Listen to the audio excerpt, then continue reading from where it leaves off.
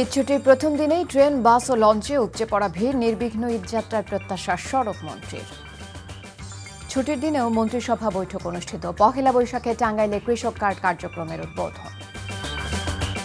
তিস্তা প্রকল্প সহ বাংলাদেশের উন্নয়নে পাশে থাকার আশ্বাস চীনের, সহায়তার প্রতিশ্রুতি জবাবে। আরও তীব্র হচ্ছে মধ্যপ্রাচ্যে যুদ্ধের দাবানল। ইরানের শীর্ষ নিরাপত্তা কর্মকর্তা হত্যার দাবি ইসরায়েলের।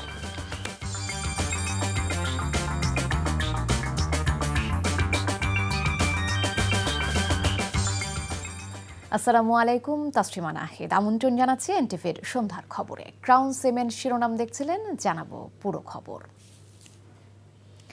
সরকারি ছুটি শুরু হতে প্রিয়জনের সঙ্গে ঈদ আনন্দ ভাগাভাগি করতে ঢাকা ছাড়তে শুরু করেছেন নগরবাসী। ফলে কমলাপুর রেল স্টেশন, লঞ্চ ও বাস টার্মিনালগুলোতে দেখা গেছে ঘরমুখো মানুষের উপচে পড়া ভিড়। তবে মহাসড়কের বিভিন্ন পয়েন্টে যানবাহনের ধীর গতিতে বাড়ছে ভোগান্তি। রেল কর্তৃপক্ষ বলছে, প্রতিদিন কমলাপুর রেল স্টেশন থেকে প্রায় ৭০,০০০ যাত্রী যাচ্ছেন বিভিন্ন গন্তব্যে। অন্যদিকে বাস ভাড়া নিয়ে যাত্রীদের মধ্যে রয়েছে মিশ্র প্রতিক্রিয়া। বিস্তারিত নাহিদ প্রিন্সের রিপোর্টে। আজ থেকে আনুষ্ঠানিক ছুটি শুরু হওয়ায় রাজধানীর প্রতিটি প্রবেশ পথে এখন ঘরমুখো মানুষের ঢল।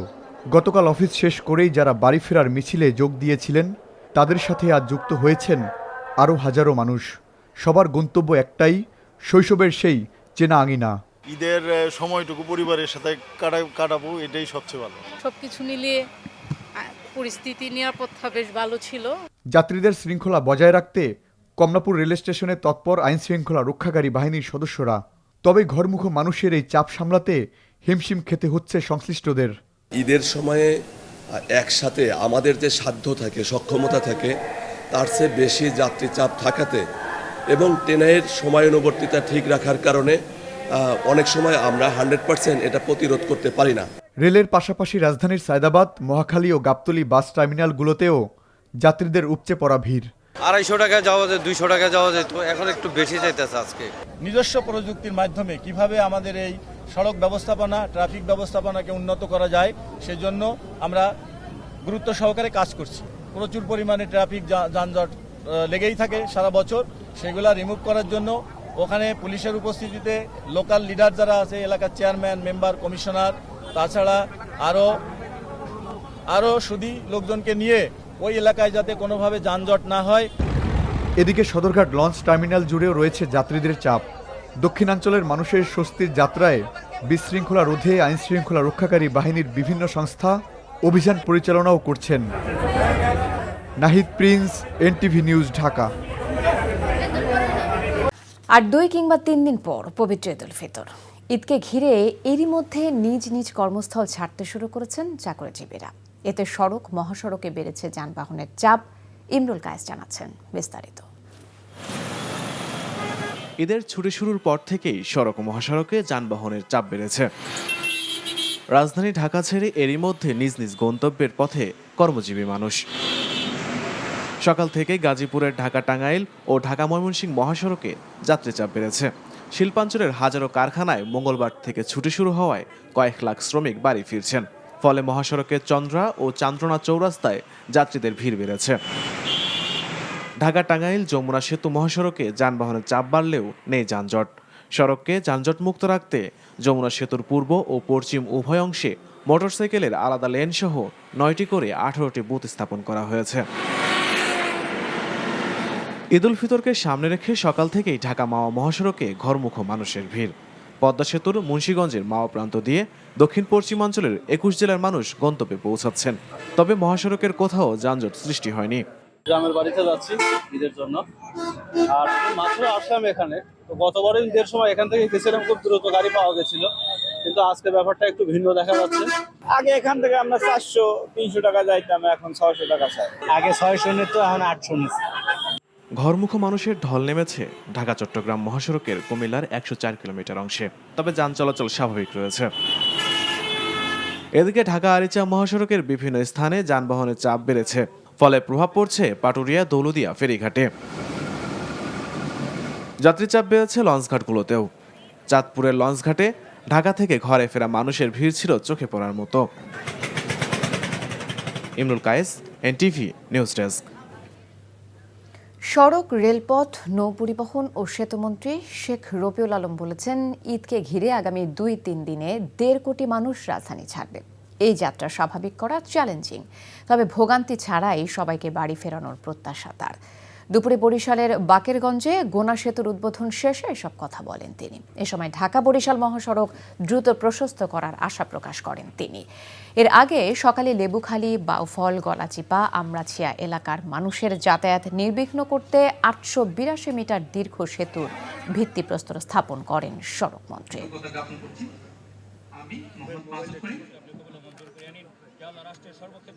যে সমস্ত জায়গায় যানজট হওয়ার সমূহ সম্ভাবনা আছে, এখনো পর্যন্ত সুসংবাদ হচ্ছে কোনো যানজট হচ্ছে না। গাড়ি কয়েকটা জায়গায় গতি স্লো বা স্মুথলি গাড়ি পার হয়ে যাচ্ছে। এখনো পর্যন্ত সংবাদ খুবই ভালো এবং আমি আশা করছি ঈদযাত্রা স্বস্তির হবে, নিরাপদ হবে, স্বাচ্ছন্দ্যে মানুষ ঘরে ফিরবে। পবিত্র শবে কদরের সরকারি ছুটির দিনেও মন্ত্রিসভার বৈঠক অনুষ্ঠিত হয়েছে। বৈঠকে বিগত বাজেট, জ্বালানি পরিস্থিতি, ঈদে জনভোগান্তি কমানো সহ বেশ কিছু সিদ্ধান্ত নেওয়া হয়।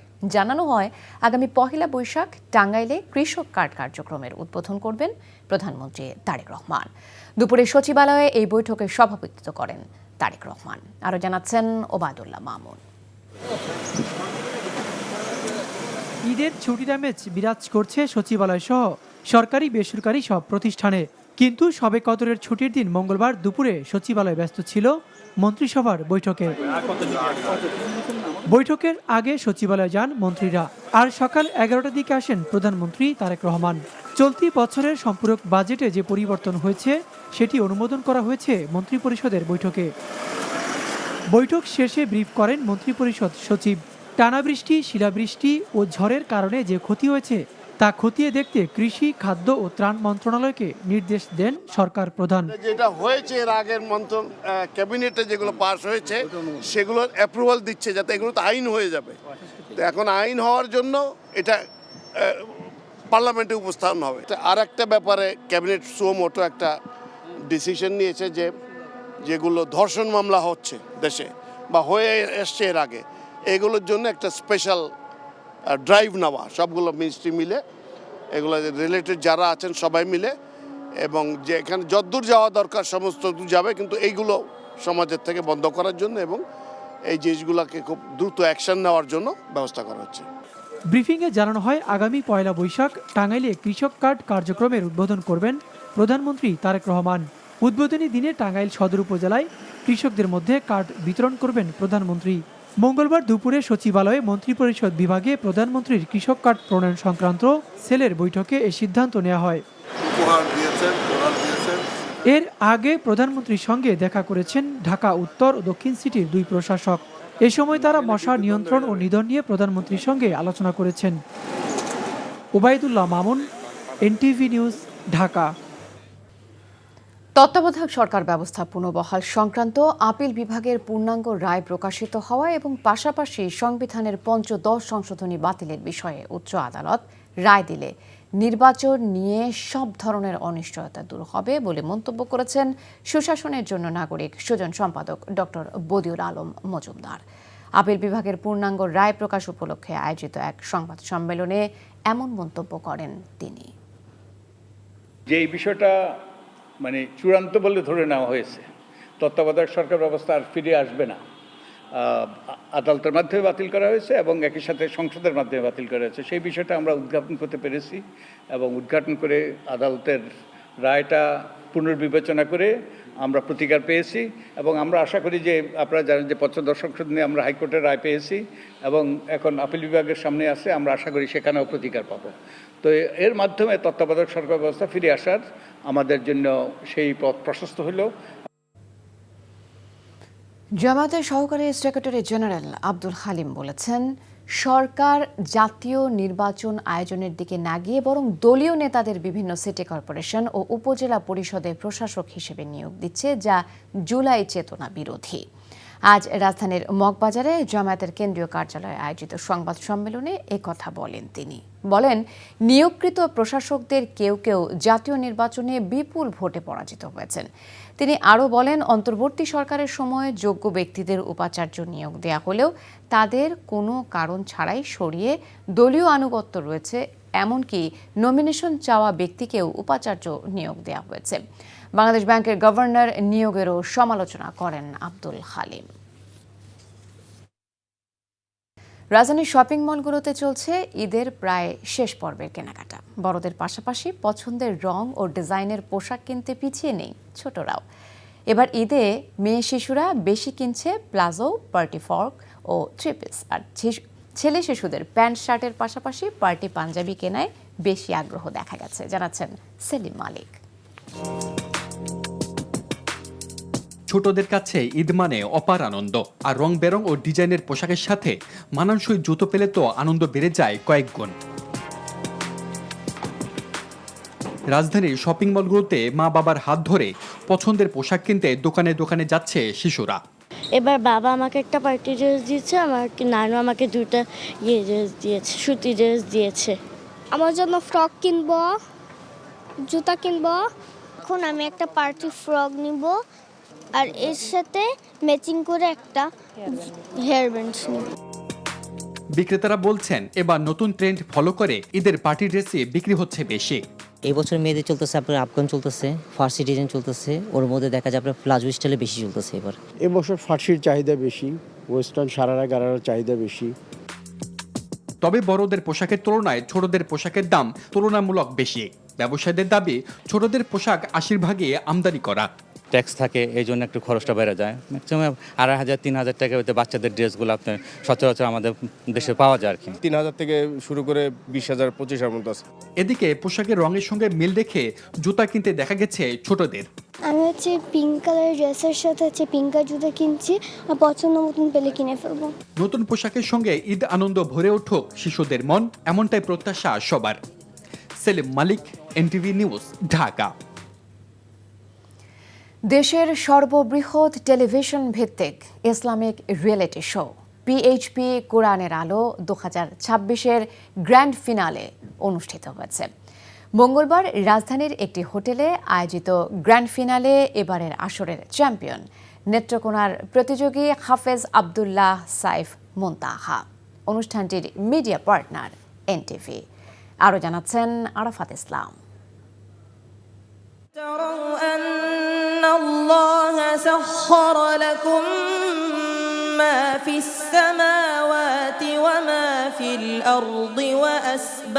প্রতি বছরের মতো এবারও ২৭ রমজানে অনুষ্ঠিত হলো দেশের সর্ববৃহৎ টেলিভিশন ভিত্তিক জাতীয় হিফজুল কোরআন প্রতিযোগিতা পিএইচপি কোরআনের আলোর গ্র্যান্ড ফিনালে।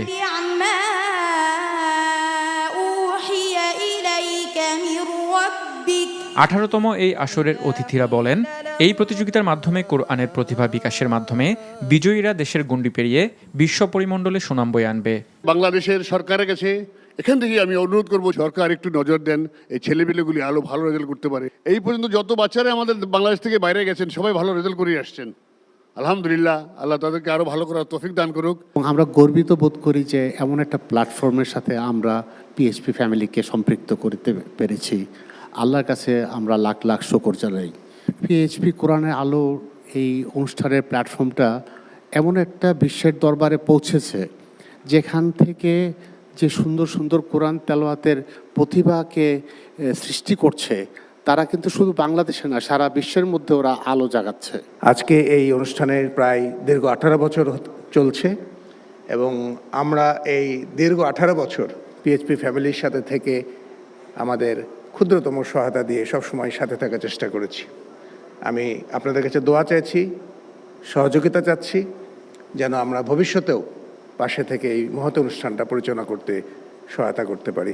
আমার ছেলে হাফেজ মাওলানা আবু ইউসুফ তিনি পৃথিবী ছেড়ে চলে গিয়েছেন, কিন্তু আমি মনে করি এই অনুষ্ঠান ওই কোরআনের খেদমতের মাধ্যমে তিনি সর্বদাই আমাদের মাঝে বেঁচে থাকবেন এবং আছেন। আজকে আমি ধন্যবাদ জানাতে চাই পিএইচপি ফ্যামিলি চেয়ারম্যান মহোদয়কে, আরও ধন্যবাদ জানাতে চাই আমাদের সকল স্পন্সরকে যারা তাদের সহযোগিতায় অব্যাহত রেখে কোরআনের এই খেদমতকে সাফল্যমণ্ডিত করে যাচ্ছেন। Tasmia cosmetics and toiletries limited প্রায় এক যুগের বেশি সময় যাবৎ এই অনুষ্ঠানের স্পন্সর করে আসছে। সারা বাংলাদেশের মানুষ তথা বিশ্বের সমগ্র মুসলমান যারা এই অনুষ্ঠানকে ভালোবেসে ইফতারের পূর্ব মুহূর্তে শুনছেন, সবাই একটা অন্তরে অন্যতম একটা প্রশান্তি ফিল করেছেন। পুরস্কার বিতরণী অনুষ্ঠানে ধর্মমন্ত্রী কোরআনের আলোকে নিজেদের জীবন গড়তে প্রতিযোগীদের আহ্বান জানান। আমরা যারা আজকে এখানে উপস্থিত হতে পেরেছি, আমরা সবাই সৌভাগ্যবান। আর যিনি আজকের এই আয়োজনের ব্যবস্থা করেছেন, আল্লাহ ওনাকে আরো বেশি বেশি তৌফিক দান করুক কোরআনের খেদমত করার। যারা আজকে এখানে উপস্থিত হয়েছেন তাদেরকে আল্লাহ পাক তৌফিক দান করুক, এইভাবে এই কোরআনের অনুষ্ঠানে উপস্থিত হয়ে সবাইকে উৎসাহিত করার। আজকে আমরা এনটিভিকে সারা দেশ থেকে 25,000 প্রতিযোগী এবারের আসরে অংশগ্রহণ করে। সেখান থেকে কয়েক ধাপে বাছাইয়ের মাধ্যমে 36 জনকে নিয়ে প্রথম রমজান থেকে টিভি রাউন্ড শুরু হয়। এরপর 26টি পর্ব পেরিয়ে সেরা 6 প্রতিযোগী নিয়ে গ্র্যান্ড ফিনালে অনুষ্ঠিত হয়। বিচারকদের রায়ে এবারের আসরের চ্যাম্পিয়ন হন নেত্রকোনার প্রতিযোগী হাফেজ আব্দুল্লাহ সাইফ মুনতাহা এবং প্রথম রানার্স আপ হয়েছে মোহাম্মদুল্লাহ বিন শফিক। দ্বিতীয় ও তৃতীয় স্থান অধিকার করেন যথাক্রমে নরসিংদীর হাফেজ মোহাম্মদুল্লাহ বিন শফিক ও কুমিল্লার হাফেজ জুনায়েদ খান।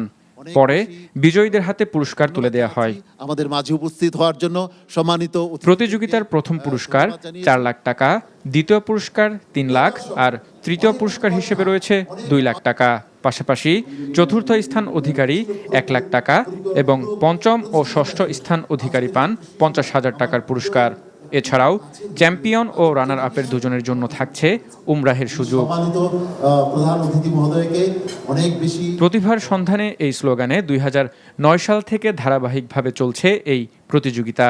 এবারের আসরেও মিডিয়া পার্টনার এনটিভি।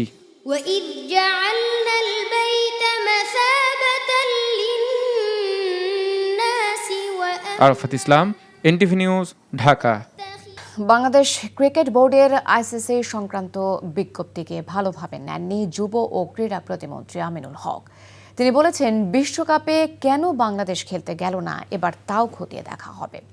অন্যদিকে এসএসসির সাবেক সাধারণ সম্পাদক সৈয়দ আশরাফুল হক দৃঢ়তার সঙ্গে বলেছেন, বোর্ড পরিবর্তন হয় দেশের সরকারের মর্জি অনুযায়ী, এখানে আইসিসির কিছু করার থাকে না। রিপোর্ট বসন কবিরের। সোমবার রাতে এক বিজ্ঞপ্তিতে জাতীয় ক্রীড়া পরিষদের তদন্ত কমিটির ব্যাপারে নিজেদের বক্তব্য তুলে ধরে আবারও আলোচনায় আমিনুল ইসলাম বুলবুলরা। ভেতরের খবর কোনো পরিচালকের সঙ্গে আলোচনা ছাড়াই একক সিদ্ধান্তে সিঙ্গাপুরের এক আইনজীবীর মাধ্যমে এই বিজ্ঞপ্তি লেখান বোর্ড সভাপতি।